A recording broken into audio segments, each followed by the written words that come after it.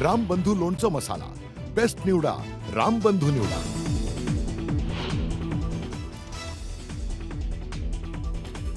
6 जुलैला हिंदी सक्ती विरोधात मनसेचा मोर्चा. मुंबईतील गिरगाव चौपाटी ते आझाद मैदानपर्यंत मोर्चाचं आयोजन. मोर्चात कोण येतंय कोण नाही ते बघणार. हिंदी सक्ती विरोधाच्या मुद्द्यावर राज ठाकरे आक्रमक.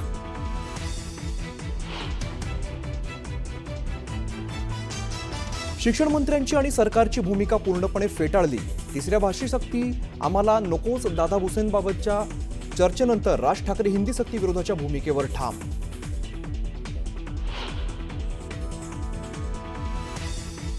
हिंदी सक्ती मागे घेत नाही तोपर्यंत आंदोलन सुरूच ठेवणार. हिंदी सक्ती विरोधात सर्वांनी एकत्र येणं गरजेचं. महाराष्ट्रावर हिंदी भाषा लादता येणार नाही. उद्धव ठाकरे हिंदी सक्तीच्या विरोधात ठाम.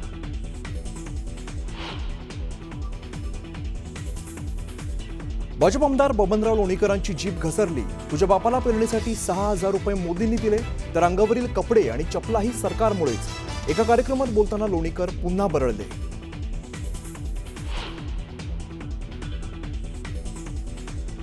बबनराव लोणीकरांनी केलेलं विधान अत्यंत चुकीचं अशी वक्तव्य न करण्याबाबत त्यांना समज देण्यात येईल. लोणीकरांच्या वक्तव्यावर मुख्यमंत्री फडणवीसांची तंबी.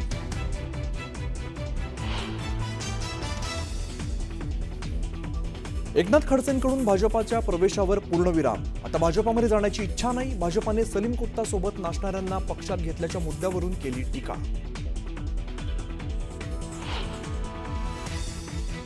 धाराशिवमध्ये शक्तीपीठ महामार्गाच्या मोजणीचा गोंधळ सुरू. आंबेगावात मोजणीसाठी आलेल्या अधिकाऱ्यांना शेतकऱ्यांनी अडवलं.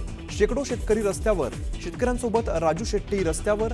गोंधळ पाहून पोलीस अधिकारी घटनास्थळावरून निघाले.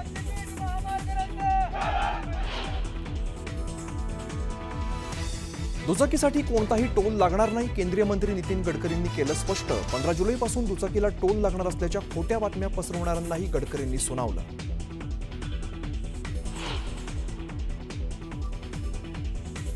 नीरा नदीत संत ज्ञानोबा माऊलींच्या पादुकांचं स्नान संपन्न. नयनरम्य दृश्य डोळ्यात साठवण्यासाठी वारकऱ्यांची मोठी गर्दी.